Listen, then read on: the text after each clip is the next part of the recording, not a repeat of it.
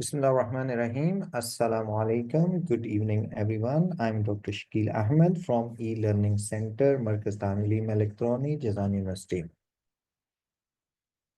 Welcome to our session. Today, we're going to have a very interesting session, and especially that is related to the instructional design, because now with the introduction of the e-learning, there are so many things which been converted from the traditional to like digital content. It's not just that like we are going to convert the content into digital, but it's basically it's art which that you can convert your all of the data, how effectively and how digitally converted data can be affected for the students as well. We being teachers, we know that in the rapidly evolving landscapes of higher education, the role of e-learning has become important in shaping the future of teaching and learning. So developing effective learning instructional design is not just a matter of transferring like classrooms materials to a digital format, but as I said, it is an art and science that requires a deep understanding of pedagogy. So the technology and learner engagement strategies does matter. So as a faculty and instructional designer, we are tasked with the creating learning experiences that are not only informative and accessible, but also engaging and transformative. By the latest research in cognitive science and educational technology, we can craft e-learning environments that cater to diverse learning styles, and it can have critical thinking and equip students with the skills that are necessary for success in the digital age. So the journey towards exceptional online education begin with the robust instructional design that basically serves as the blueprint for effective learning outcomes. So let's have a look what is instructional design. First, we're gonna discuss about the like the introduction of instructional design, and we will discuss in detail what does it mean. Basically, here is an overview of the instructional design as defined by the Association for Educational Communications and Technology. Instructional design basically is a comprehensive process that involves the theory and applications of designing. It is also involved in the developing, implementing, managing, and evaluating educational process and learning resources. So it's an, like you can say, interdisciplinary field that aims to create effective and efficient teaching and learning experience. So that is typically by integrating technology, you can bring the learning experience with that one. So the reference to raise it 2002 in basically is the reference from, we took it from 2002. That suggests that this is a well-established concept in the field of educational technology. In the instructional design, definitely, it defines instructional design as a process aimed at improving instructions by analyzing learning needs and systematically developing learning experiences. So this process typically involves the use of technology and multimedia as tool to enhance the instructional environment. So there are two primary functions of instructional design. Number one is to analyze learning needs, and the second one is to systematically develop improve learning experience. Instructional designers are responsible for identifying what learners needs to know and designing appropriate learning interventions to meet those needs. So this is the analyzing of the learning needs are really important. The secondly, they use a mathematical or methodological approach to create effective and efficient learning experiences, which often involves like different type of interactive designs, development, and testing. So that's what like instructional design is, that it can start with the analyzing learning needs to end up with the systematically develop improve learning. So this is a complete cycle which can explain about all the things. So instructional design for online learning is really important to understand. First, like instructional designers must consider different factors such as the learning objectives, the target audience, the content delivery methods, and the technology that is used to ensure that the like different courses is engaging and educational. So basically, this structure of an online course is fundamental. So it must be initiative and logical. It should be allowing learners to navigate through the content with ease, and it should look like a very comfortable for the learners, that they start from the basics to end up with the advanced version. So this includes the organizations of the modules or sections, the progression from one topic to the next topic, and the integration of the interactive elements such as quizzes, discussions, and multimedia resources. So the flow of the course is equally important. It refers to the pacing and the way the course guides learners through the learning process. So a well-flowing course will keep definitely students engaged and motivational, and providing them with a clear sense of progression and achievement. So in real, the process involves a systematic approach to design, starting with an analysis of learning's needs. They were defining learning outcomes, designing this instructional strategy, and developing the course material. So in the final stages, is going to be evaluating the course effectiveness as well. So this ensures that all components work together to meet the educational goals set by the course designer. So National E-Learning Center playing a vital role for this one, because many of the services has been transformed to e-services, which are like umbrella term for services on the internet e-learning. So e-learning is one of the most important e-services offered by the National Learning Center. So it is important, the most used in training or higher educational courses. At the same time, quality of education is the aim of all the higher educational institutions, specifically in the Arab world. So quality learning is the goal for any online educational program. So this quality must be equivalent to the quality delivered via on-ground courses and programs in any institutions of the higher education. So let's have a look about National E-Learning Center. National E-Learning Center, established as an independent entity by the Kingdom of Saudi Arabia Council of Ministers, and decisions made with the 35 and 1439 Hijri. So it aims to enhancing trust in e-learning, providing lifelong equal access to e-learning, and leading sustainable innovations in e-learning in order to achieve trusted online learning for everyone in the higher educational institutions. They do have definitionally, like the National Center works with the many partners, including government agencies, private companies, and universities. These partners help us use the latest technology, ensures high quality in our programs, add valuable online resources, and provide training for teachers. By working together, we build a strong online learning systems that makes education more effective and easier for everyone to access.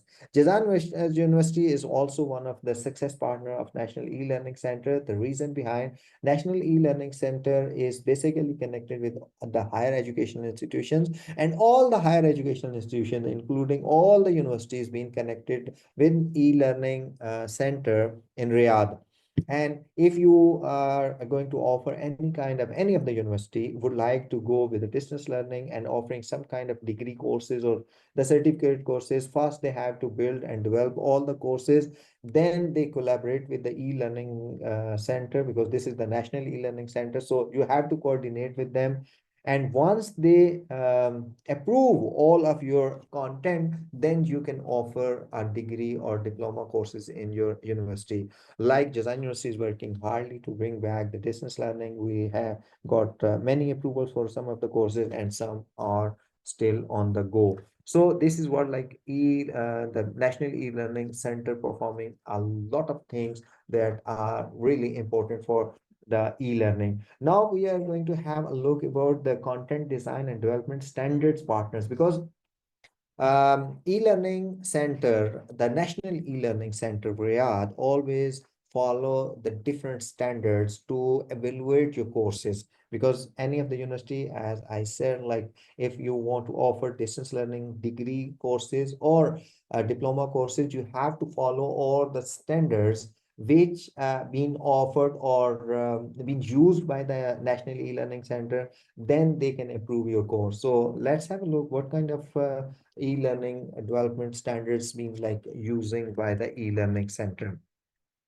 Um, Basically, the National E-Learning Center relies on established partners like such as Quality Matters and the Online Learning Consortiums (OLC) to ensure e-learning programs meet high standards and maintain credibility. By working with the recognized organizations, the center delivers up-to-date services and upholds best practices to content design, development, and assessment. This is what a rubric is essential, a set of guidelines or criteria used to assess the quality of particular task or project. So in education, it often outlines clear expectations for students or instructors. So it's been like detailing how they work or course design will be evaluated. For instance, the quality matters rubric set specific standards to ensure that an online course meets high quality design and delivery practices. So the 8 general standards of the quality matters, because QM is one of the rubrics that been used by the National E-Learning Center, and all the universities need to follow all these 8 standards. And so what these standards, we are gonna have a look with this one, that which serves as a guidelines to ensure high quality online designs and delivery. The first come first, that is course overview and introduction. It's a complete list of standards. There are almost 8 standards that need to follow to complete your course. So one by one, I'm going to discuss all the standards. So first one, course overview and introductions. Basically, the students need a clear understanding of the course structure, policies, expectations, and right from the start. So once you are going to take a start to design the course, the first, like objective of the course is that the students need a clear understanding. Once they start the course, they don't need to be fixed with the complexities. They do have a clear idea and understanding of the course structure, what is the course structures, how it starts and how it's going to be end, what kind of policies need to follow during the attending of this course, and what is basically expectations right from the start, that these are need to set the different type of goals over there. Learning objectives, definitely well-defined measurable objectives guide both the instructor and students in achieving target learning outcomes. Assessment and measurements. Assessments definitely should align with the learning objectives and provide meaningful feedback to students on their progress. Instructional design means, like all materials, reading, videos, interactive tools must be relevant, diverse, and support the course objective. It should not go with the irrelevant type of data you need to put into the courses. You need to be very specific, and all the instructional material should be aligned with your course objective, and definitely support with the courses which you are offering over there. Learning activities and learner interactions, definitely engagement is a key, and discussion, group work, and interactive tasks encourage interactive and active learning and collaboration. The course technology should be appropriate, reliable, and easy to use so that it enhances rather than hinders the learning experiences. The way like we've been offered the courses using the Blackboard Learn, so this is one of the best like LMS system which been used most of the universities in higher education in Saudi Arabia, and that do have a very familiar and easy interface which is easy to use for the teachers as well as for the students as well. So learning sport is also important because students should have an easy access to academic, technical, and other resources to help them succeed in the courses. E-Learning Center Design University is working hard to bring a learning sport automated. I mean, like we are working to bring some kind of chat bot that need to build with the courses. So if any of the student do have some questions, basic questions related to the course, related to the fee structure, related to the registration of the course is something, so they can receive quickly based on the chatbot and automatically, because behind the scene you need the programming and completely you give them some frequent asked questions over there. So some simple questions, if student ask, they can get it the reply automatically and quickly, instead 24/7 this type of sport available. So the learning sport is really important. Students should have an easy access. So once they have the easy access to the academics and the technical department, they can get the help quickly. Accessibility and usability, that is the last standard. The course must be designed to accommodate diverse needs, ensuring that all learners can navigate and engage with the content effectively. The reason, because the students sitting in your classroom, it doesn't matter that it doesn't mean everyone do have the similar pace. Might be some are very intelligent and some are average and some are very low in the standard. So you need to follow your course contents according to everyone, that so they can have the learning opportunity on the similar basis. Although these QM standards guide us in the delivering quality online instructions, they do not automatically fulfill every legal requirement for accessibility. We must work closely with accessibility specialists to ensure that specific regulations are also met. The next one is instructional design for online learning. Now we are going to discuss the critical aspects of the instructional design for online learning as education continues to evolve, especially in the digital space. So it's essential to develop strategies that ensures effective learning outcomes for students. So it goes with the different stages. It can have an idea with this one. You can see it starts with the develop a comprehensive planning process, then it can determine which design helps students learn most effectively in the end, identify any failure in the learning process. So the first one, the component comprehensive planning process. First, we have to discuss the importance of comprehensive planning process when designing online learning experiences. So it's crucial to have a structured approach. What kind of structured approach? This basically involves setting clear objectives, understanding the needs of your students, and selecting the right tools and technologies. So a well thought out plan ensures that the courses is organized, engaging, and accessible to all the learners. The next one, we have to determine effective design. We definitely need to determine which instruction design helps students learn most effectively, and this involves choosing the right mix of the content delivery method, such as videos, interactive modules, and discussion forums that are really to that are important for the different learning styles. So it's also important to incorporate assessments that measures understanding and provide feedback, helping students stay on the track, and in the end definitely identifying failure in the learning process. Finally, it's essential to identify any failure in the learning process. This means regularly evaluating the course's effectiveness through students' feedback, performance data, and engagement matrix. Because we just discussed, all the students sitting in your classroom, they don't, don't follow the similar pace. Might be some are very intellectual, some are average, and some are backbencher.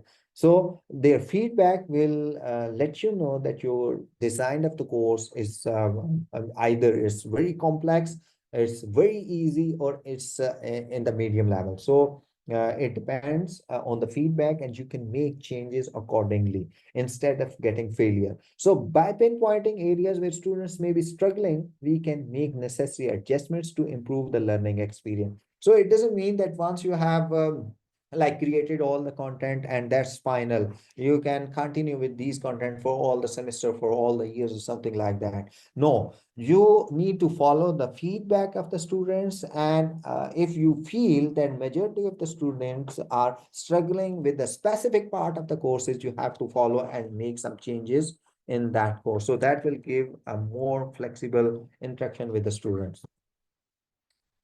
Tools for e-content creations. It's time to explore the essential tools used in designing effective e-content. With the rise of the online learning, we all know that having the right tools at our disposal is crucial for creating engaging and impactful educational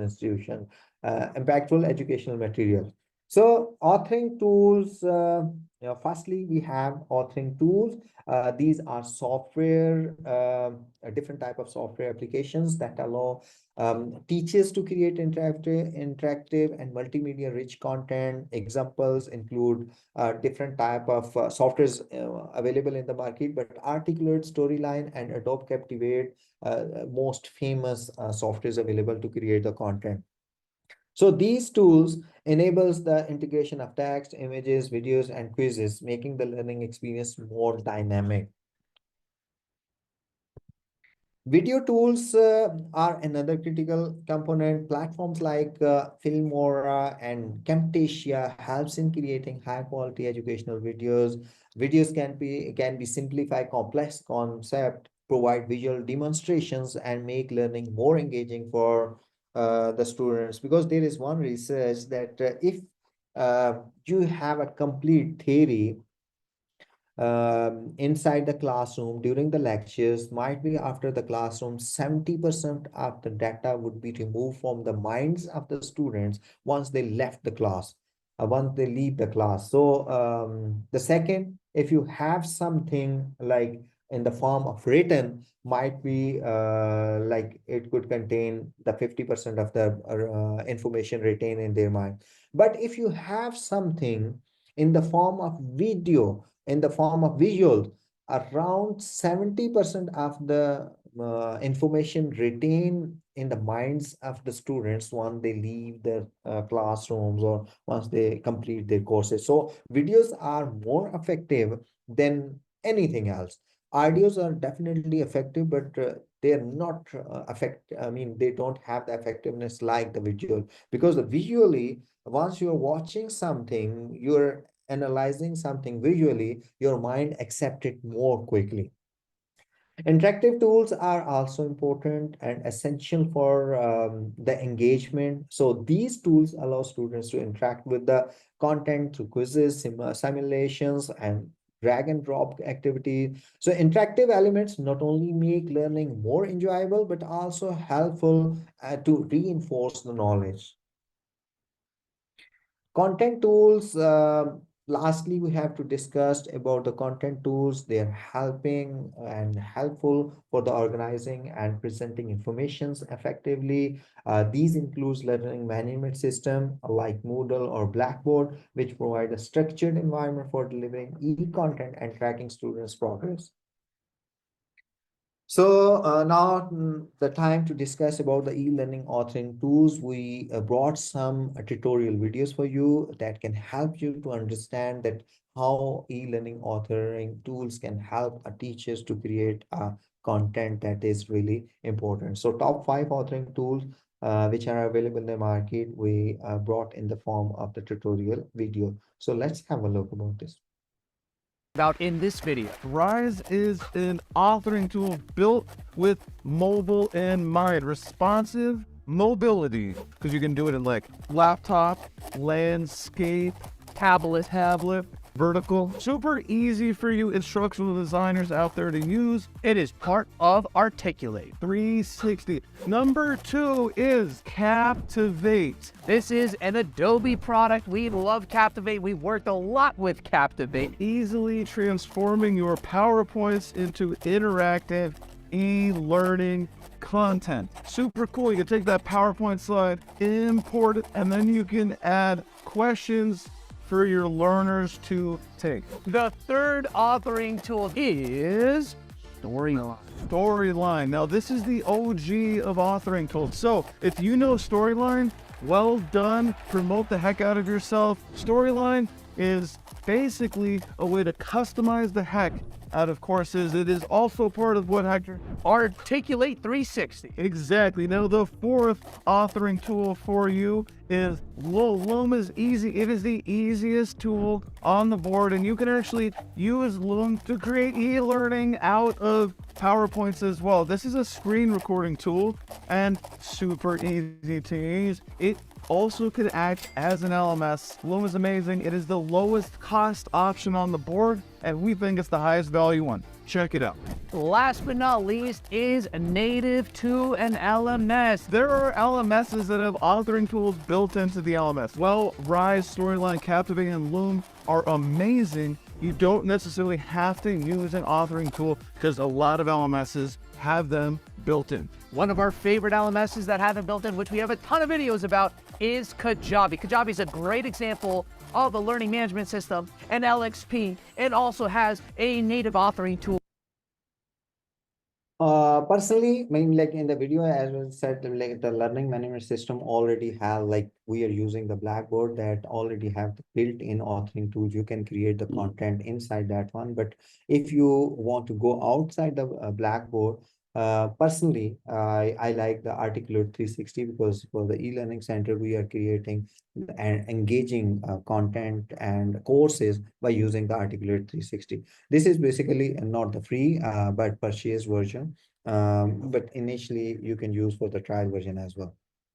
Component of the instructional design, definitely you can go with the analysis, design and development, testing and evaluation. These four stages for the component of the instructional design. These four stages must meet step by step. So once you meet with all these stages, like from top to bottom, then you can have a very good content on the board. Analysis means definitely deliverable. I mean, like different type of phases in building blocks for all subsequent designs and development activities. You need to analyze, as I said, like before start your analysis related to the learning or training process. That is the foundation for the success. What kind of blocks you need to follow? Definitely skill gap analysis models. You can start with identify desired skills. Then it can move to develop future visions, then measures existing skills, and then you can go develop skills profile. And here is a gap. So what you need to do, you need to develop a plan to close this gap. So develop future visions and develop skill profile. You need to close the gap. This is what like analysis will give you an idea about this one. Designing is the definitely process of using knowledge of how people learn to guide our choices. So instructional subschemes, sequences and strategies to meet the needs of the learners and desired learning outcomes. So design is basically once you have done analysis and all the research been done, you have collected all the data of what you're looking for. But now the time to design and put all the informations from start to end. You need to know that which informations should come on the start of the courses and which information need to be at the closing end. So this belongs to the designings that once you have all the knowledge, now it's time to bring everything in the sequence. So best instructional design softwares, here is a complete list, a long list over there. E-learning authoring tools, mind mapping tools, presentation tools, graphic and infographic tools, video tools, audio and sampling, interactive learning tools, survey tools, PDF and flipping book tools. All these are the best design software tools which you can use, and some of them offering some free versions and some of them offering some limited free versions, but you can use all of them for your personal course creations or content design. The next phase is development. Definitely, I mean, like you are building a learning objectives and performances, and all these are involved in the different steps, because there are designing phases, and first you have done analysis, then design and development. This is a complete process. I mean, like, you are bringing the raw form of the informations, then you are bringing them in the form of design. So analysis and design into a complete learning environment, that is basically development. So let's have a look about instructional design, that what are, because instructional design models, there are different type of models which been followed, like similarly as we discussed in the earlier slides, that National E-Learning Centers is following the different standards. I mean, QM do have the different 8 standards which need to follow to develop a course. Similarly, instructional design do have the models which need to follow to create any of the course content. So what are an instructional design model? Instructional design models to have a different processes. For example, the first one is AD, that could start with the reaction, learning, behavior, and results. All the 4 steps being followed with this one. So any of the instructional design model serves as a roadmap for creating effective e-learning courses. So it outlines a stories or series of steps or stages that guide the instructional design process from start to finish. So the model basically provides a structured approach to designing e-learning projects, and it can ensure that every critical aspect of the instruction is being considered and addressed clearly. So by using an instructional design model, course developers can clearly articulate the relationship and rationale behind the choices of the instructional strategies and activities. So this clarity is crucial, not just for the designers themselves, but also for stakeholders who need to understand the vision and purpose of the e-learning project. So the model typically includes different type of phases, such as analysis of learners' needs and goals, design of the instructional strategies, development of the course materials, and in the end, implementation of the courses. Definitely, evaluation of its effectiveness is also important. So this cycle ensures that the course is not only educationally sound, but also meets the specific learning objectives and needs of its audience. Additionally, the framework of an instructional design model offers a high-level overview of the entire course's development process. So it helps instructional designers, ensures that no critical components is overlooked. So from content creation and multimedia integrations to assessment methods and user experience design, everything is the model acts as the checklist, guiding designers through comprehensive process of creating a cohesive and effective learning experience. ID model is basically is a systematic instructional design framework used to create effective educational and training program. So it consists of 5 phases: analysis, design, development, and implementation and evaluation. So in the analysis of the different phases, you can have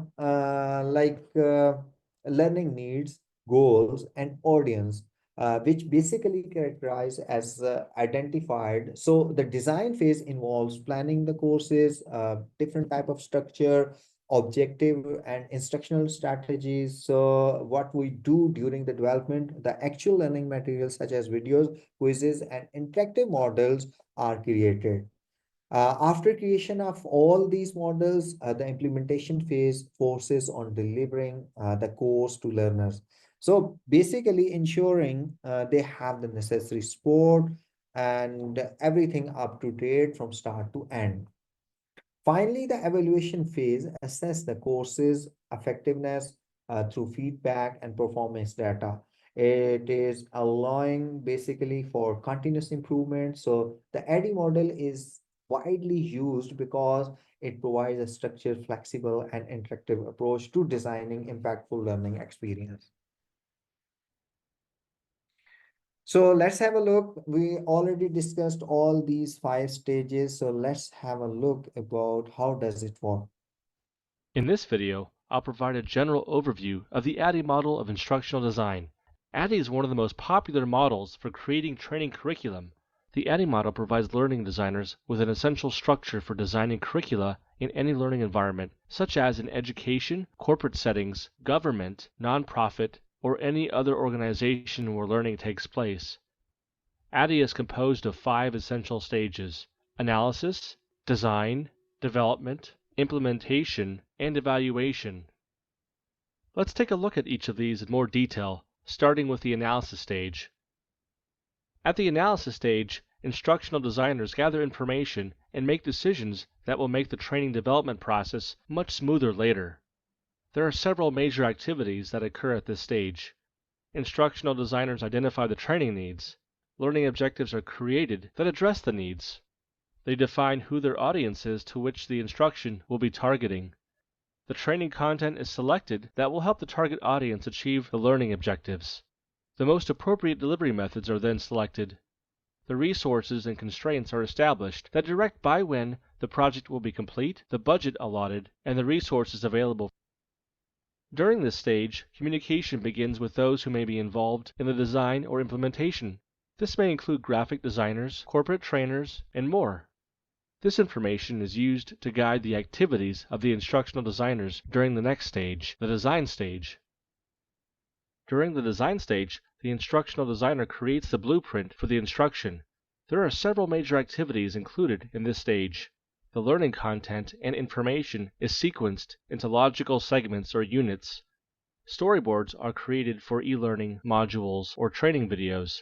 Rough drafts of scripts or training outlines are created. Digital media, print media, and other deliverables are prototyped. Communication continues with the design team and the SMEs. The learning project's instructional, visual, and technical design strategies are documented and reviewed by the relevant stakeholders on the project. These aspects need to be signed off before moving on to the next stage. Once the design of the instruction is signed off by the stakeholders, instruction is moved into the next stage, development. Several important activities happen during the development stage. The developers create, assemble, and organize the digital and print deliverables that were begun in the design phase. Training videos are recorded, edited, and produced. E-learning and any technological aspects of training are tested and finalized. The project documentation of the strategies are further reviewed and feedback is given to the instructional designers. Some or all of the training may be piloted with a select group of individuals, including members of the learning design team. Once the stakeholders sign off on the design strategies, the project is moved into the next stage, the implementation stage. This is the stage in which training actually is delivered. During this stage, videos, e-learning, help aids, and other materials are accessed by the participants. Also, the learners outside of the test groups now participate in the classes and training. Evaluation intersects with each of the other stages of the training process. This involves 2 major components, the formative evaluation and the summative evaluation. The formative evaluation describes the examination that is done throughout the other 4 stages of the training process.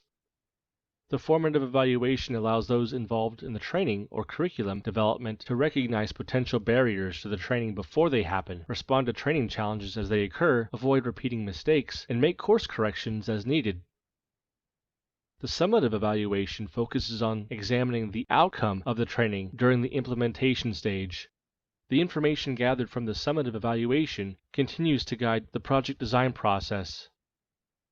In the ADDIE model, these 5 stages are not always linear. They build off one another, and how this model is implemented will vary depending on the.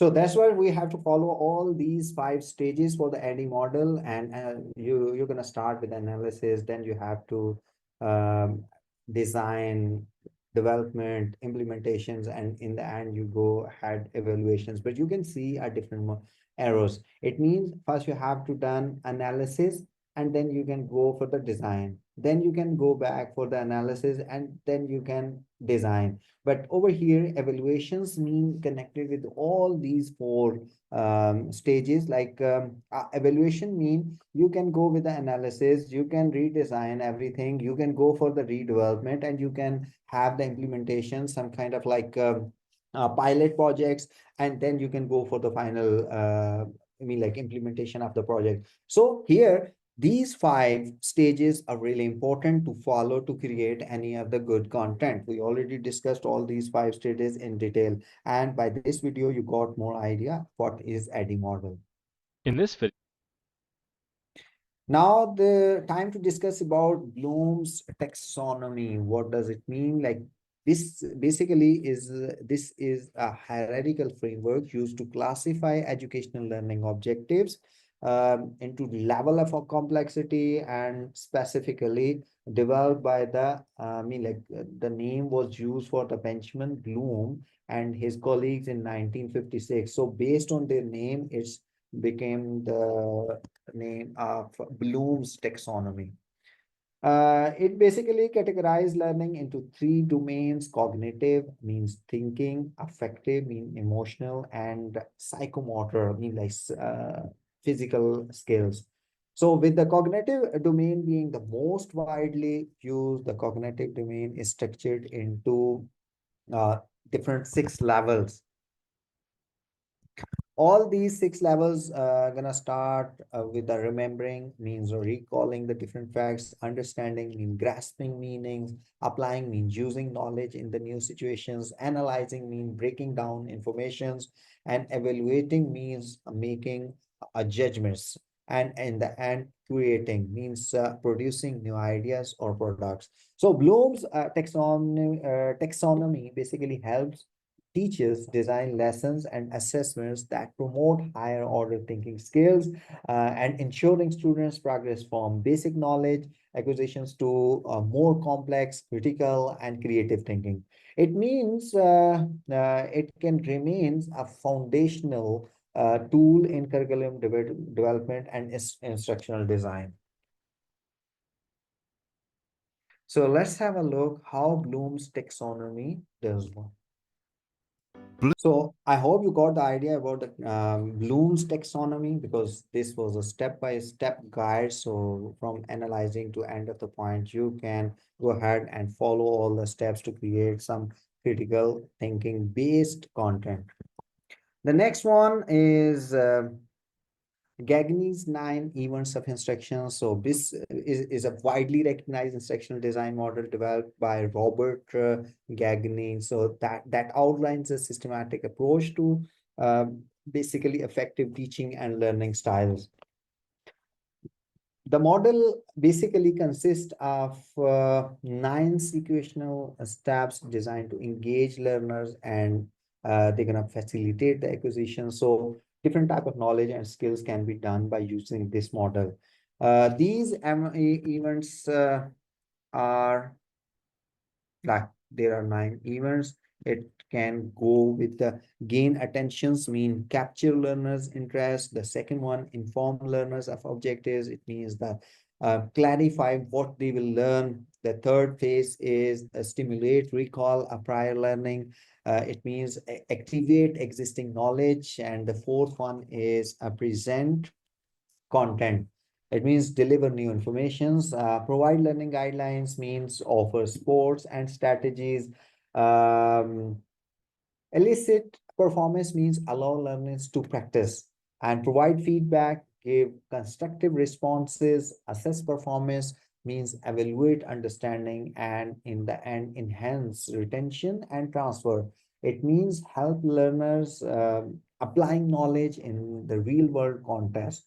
So Gagne's model basically is a highly effective because it aligns with how people process information, and they can ensure that learning is structured, engaging, and meaningful. So it is widely used in both traditional and online educational settings to create impactful learning experience. Let's have a look at how does this model work. The Conditions of Learning by Robert Gagne. You've probably never thought about how someone learns to throw a ball, or how a child learns to write. They are very different skills, but the steps in learning them are quite similar, and have been theorized by Robert Gagne's Conditions of Learning. So who was Robert Gagne? Well, he was born in 1916 in Massachusetts. He trained as an educational psychologist and worked in aviation during World War II. After the war, he returned to education and went on to write his seminal work, The Conditions of Learning, in 1965. Gagne states that there are many types of learning, which require different instruction. He identifies 5 major categories of learning. The first of these is verbal information, which is simply memorizing facts and being able to recite them later on. Intellectual skills are not only knowing what, but how to do something, like solving a puzzle. Cognitive strategies allow us to manage and plan our learning process, telling us how to go about performing a task. Motor skills are based around precise muscular movements to engage in an activity, such as swinging a golf club. Finally, attitudes are the outcomes of learning that influence choices of personal action, such as influencing a willingness to exercise. Gagne also goes on to outline 9 events of instruction, which he states are events external to the learner that support the internal processes of learning. The first of these is to gain attention. This is a stimulus of some sort to begin instruction, such as a story or connecting with the learner's own experiences. Informing the learner of the objective is telling the learner what they'll be able to do at the end of the instruction. An example of this is telling a class that they will be able to write narrative texts. The next step is to stimulate recall of prior knowledge. This is connecting what the learner is about to learn to what they already know.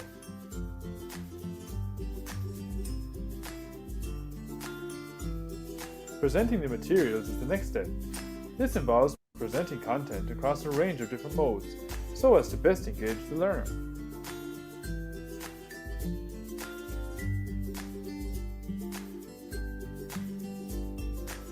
The next step is to provide guidance to the learner. This is to ensure the learner is comfortable during the various learning activities at all times, and to assist them if they are confused. Step 6 is to elicit performance. This is where the learner can practice and apply their skills. This gives the learner a chance to develop on their own under the guidance of their instructor. The next step is to give feedback. This feedback should be specific instead of general by providing specific praise and criticisms so the learner is fully aware of where to go next. Step 8 is to assess performance. This is where the learner can be evaluated and their success determined. It also identifies areas where the learner can improve. Finally, step 9 is enhanced retention and transfer. This allows a review of the lesson and gives the learner a chance to apply their skills in the field and to see if they have retained them. So what are the benefits of Gagne's Conditions of Learning? Well, it provides a stepped approach for the learning process. It allows the learner to be fully engaged when all the steps are followed. And it allows the educator to stop and reflect on their own practice, ensuring that they have followed each of the steps involved in the learning process.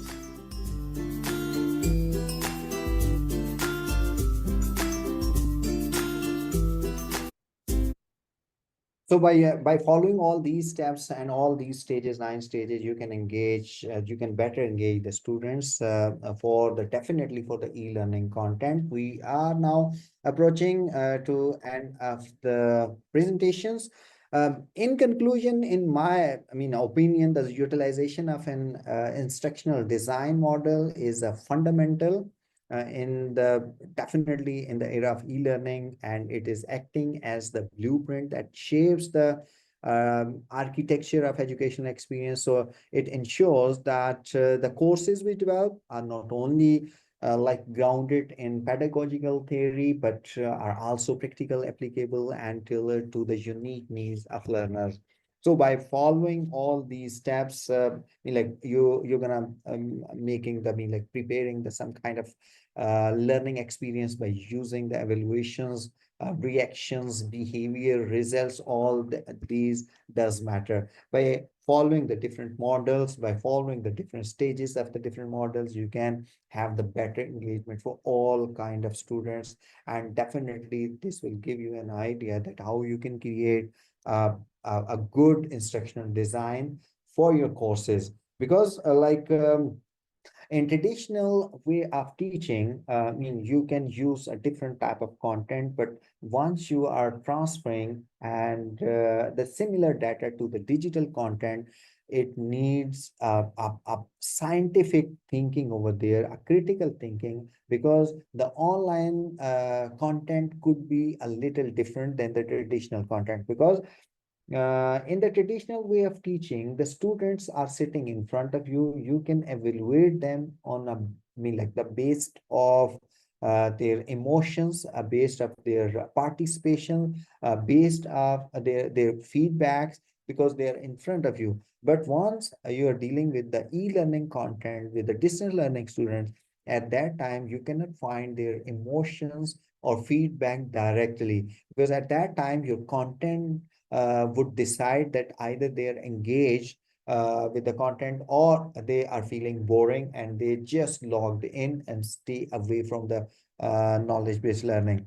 So by using different type of techniques, as we discussed, that instead of the completely written based content, you can add different type of videos, you can go with some kind of audios, or you can use some kind of infographics.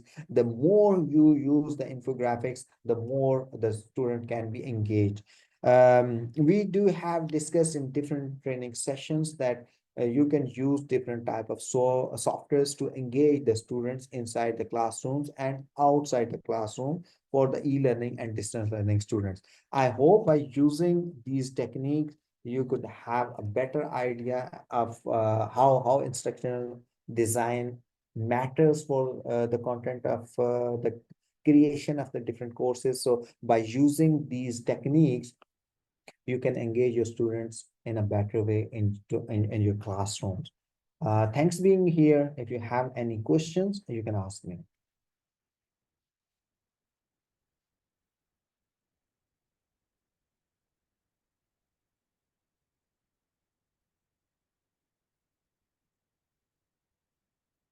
We try to discuss each and every aspect of content creation for the development of the courses. We are following all these standards in the e-learning centers, and we really wish that all the teachers could have to follow all these standards.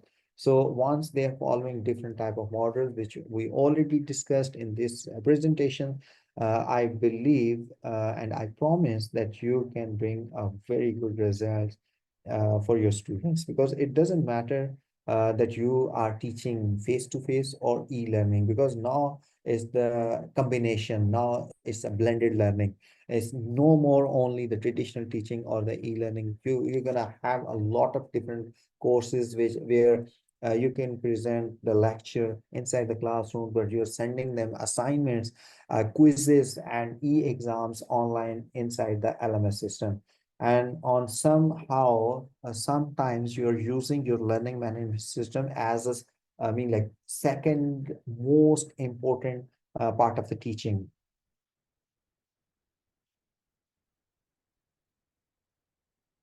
I hope this session would have some effectiveness for your teaching career.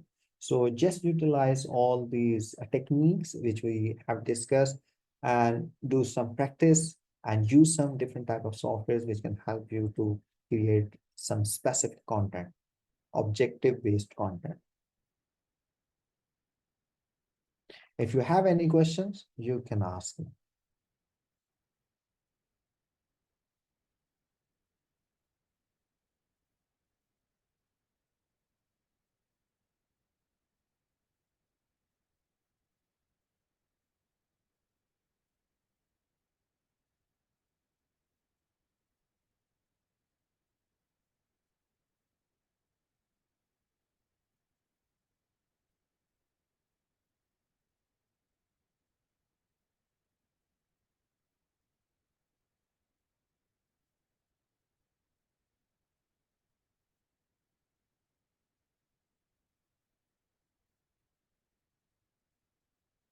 I appreciate if you have any questions, you can ask me. It's great pleasure to have you all in this session. It's time for signing off.